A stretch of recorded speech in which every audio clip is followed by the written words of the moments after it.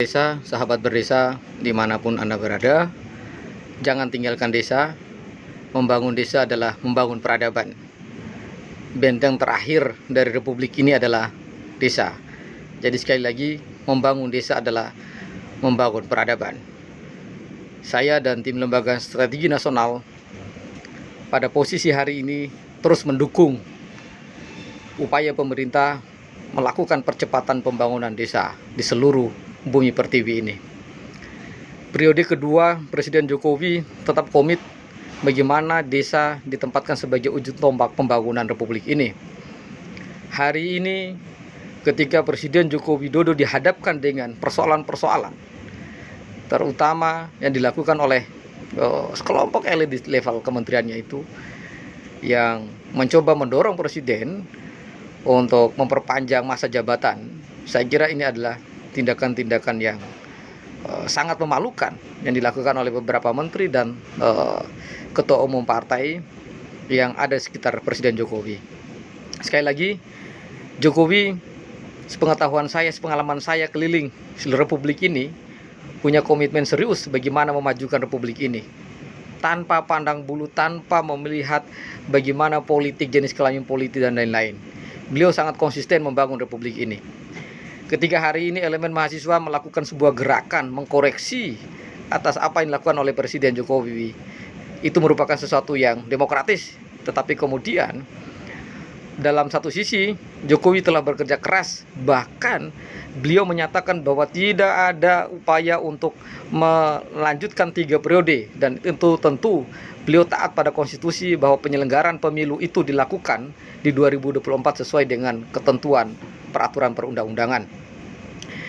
Ini ada segelintir orang konglomerat yang merasa ketakutan, ya, yang kemudian mencoba memperkeruh suasana sehingga menggerakkan situasi ini, memanfaatkan situasi-situasi krisis secara ekonomi maupun politik agar menjadi bagian dari proses politik 2024. Sekali lagi, kami Lembaga Strategi Nasional berada di garda terdepan untuk membela kebijakan Presiden Jokowi hari ini yang terus berupaya membangun republik ini, khususnya membangun desa.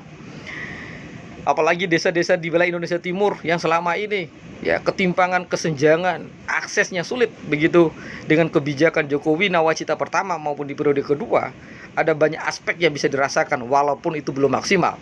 Tapi tentu kita memberi apresiasi bagaimana kemudian akses yang dirasakan oleh saudara-saudara kita desa-desa di Indonesia Timur yang sebelumnya hanya proses pembangunan itu 32 tahun terpusat di Jawa.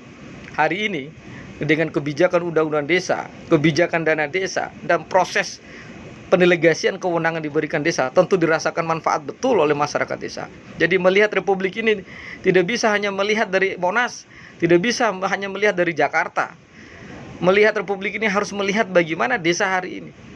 Oleh sebab itu, alangkah baiknya jika gerakan seluruh elemen mahasiswa, para civil society, akademisi, aktivis, yaitu gerakannya turun ke desa, berpartisipasi, mentransfer pengetahuan, gagasan, dan teknologi untuk bersama-sama gandeng-gendong membangun desa. Ini yang ditunggu oleh masyarakat desa.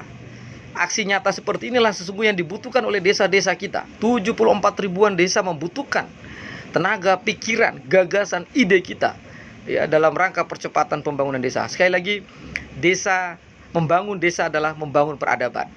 Membangun desa adalah menjaga benteng terakhir peradaban republik ini. Oleh sebab itu, sekali lagi kami mendukung gerakan aksi mahasiswa, tetapi kemudian jika aksi itu tidak lagi murni di dalam rangka bagaimana mempertahankan negara kesatuan Republik Indonesia, ya, tentu ini sangat memilukan. Ada 3 isu penting yang perlu kita perdebatkan. Yang pertama, bahwa clear and clean Presiden mengatakan bahwa tidak akan memperpanjang masa jabatannya. Yang kedua adalah bahwa persoalan IKN ini memang harus diperdebatkan, bahwa kebutuhan anggaran untuk pemilu 2024 100 triliun lebih, tentu ini anggaran tidak sedikit.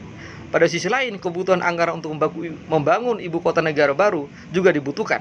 Oleh sebab itu, maka pemerintah ada bijaknya jika melakukan pending untuk menyelesaikan proses pembangunan IKN, maka mendahulukan proses pemilu itu. Yang kedua adalah pemerintah daerah harus memastikan bahwa dana transfer ya tidak lagi diendapkan di rekening-rekening yang hari ini ratusan miliar dana transfer dari pusat oleh pemerintah daerah, oleh kepala daerah, diendapkan di rekening. Padahal sisi lain kebutuhan masyarakat, belanja masyarakat sangat berharap penuh dari proses sirkulasi dana APBD yang ditransfer dari pusat ke daerah. Yang ketiga, kelemahan daerah dalam rangka bagaimana mengoptimalisasikan pendapatan asli daerah. Ya, mayoritas daerah di Indonesia hari ini masih terjebak pada rasio PAD dengan dana transfer lebih besar dana transfer. Ini menunjukkan bahwa semakin sedikitnya daerah melakukan inovasi untuk mengoptimalkan potensi daerah. Oleh sebab itu, menjaga marwah Republik ini adalah bagaimana kita juga harus mengkoreksi para pemimpin-pemimpin lokal, para politisi-politisi lokal, agar mereka mampu bekerja menjaga marwah negara kesatuan Republik Indonesia. Para elemen mahasiswa tentu kita mengajak bahwa kampus-kampus harus turun juga melakukan evaluasi dan koreksi terhadap bupati, wali kota, gubernur, DPRD, baik di tingkat kabupaten, kota maupun provinsi. Apakah mereka sudah betul-betul bekerja sesuai dengan amanat konstitusi, bekerja dalam rangka membela hak-hak masyarakat di daerah. Kita sudah punya Undang-Undang 23 tentang desentralisasi dan pemerintah daerah.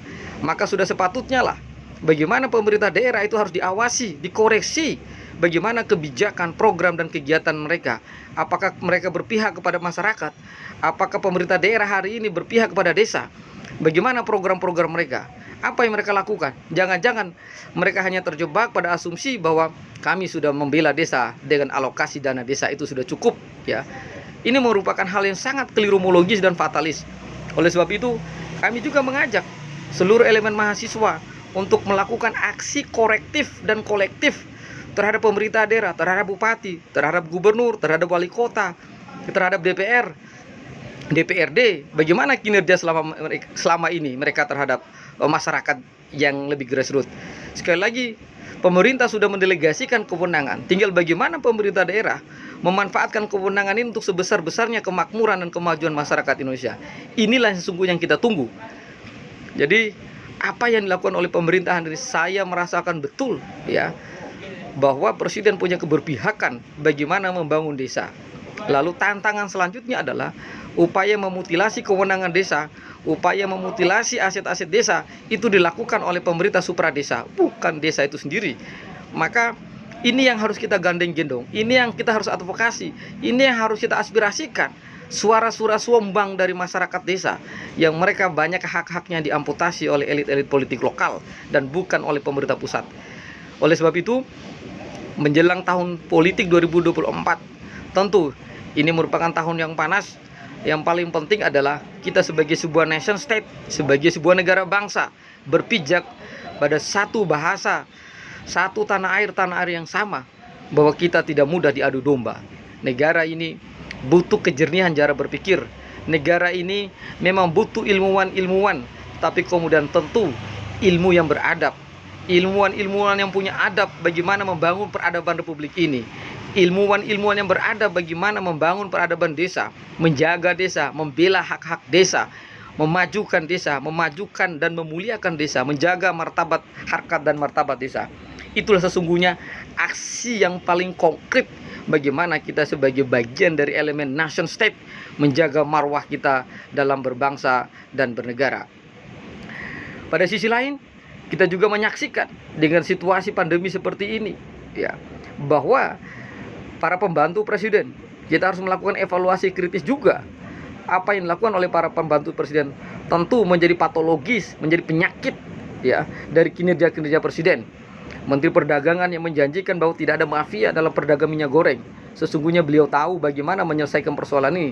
Tapi apa mungkin? Karena beliau sendiri juga menjadi bagian dari konglomerat yang punya peran di dalam bisnis kartel perminyak atau minyak goreng tadi itu, sawit dan lain-lain. Menteri Perdagangan, lalu Menteri Keuangan, kita juga harus memberikan apresiasi sekaligus koreksi bagaimana kebijakan soal desentralisasi fiskal yang hari ini daerah diberi kewenangan secara otonom secara aspek politik, tapi pada aspek keuangan kemudian itu dilakukan secara neosentralisasi. Presiden tentu beberapa kali memberikan peringatan agar ketika daerah diberi kewenangan tentu juga diberi dengan hak-hak yang berkaitan dengan keuangan. Kementerian Desa patut juga kita melakukan koreksi bahwa tidak boleh lagi cara melihat membangun desa dari Jakarta. dari Kalibata, dari Monas sana, nggak bisa. Membangun desa adalah membangun peradaban. Maka Kementerian Desa harus merasakan betul bau keringatnya masyarakat desa di dalam merencanakan program prioritas penggunaan dana desa. Kementerian Desa harus duduk bersama dengan masyarakat desa, merasakan bau tengiknya keringat para nelayan, para buruh tani, para petani, para peternak, sehingga di dalam merancang kegiatan program dan kebijakan strategis itu betul-betul sesuai dengan potensi dan tipologi desa.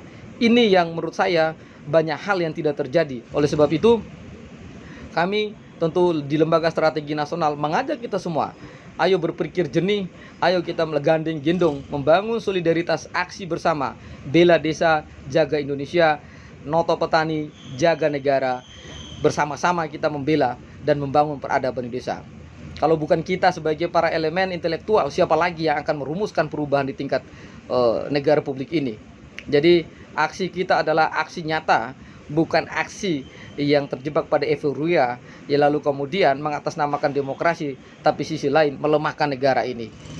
Negara ini sedang sakit, ya. Bahwa geopolitik internasional sedang dalam gunjang-ganjing, benturan ideologi antara blok timur dan blok barat. Indonesia memiliki peran penting. Lalu kemudian kalau kita sebagai sebuah anak bangsa, mudah terombang-ambing, mudah disusupi, mudah diadu domba, maka tunggulah kehancuran. Itu yang kami ingatkan, bahwa ilmuwan itu harus beradab, ya. Ilmuwan itu tidak hanya terjebak pada euforia dialektika demokrasi, narasi demokrasi, tidak. Akan tetapi kemudian ilmuwan Indonesia adalah ilmuwan yang beradab, mampu membangun peradaban bagi kepentingan bangsa dan negara. Itu yang paling penting.